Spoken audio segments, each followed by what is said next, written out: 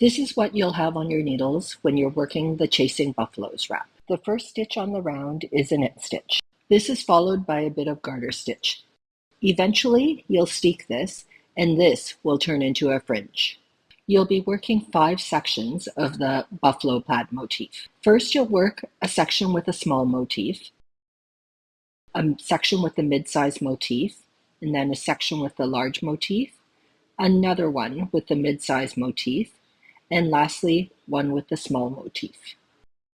Each of these are going to be separated with stitch markers so you know where each section starts and ends.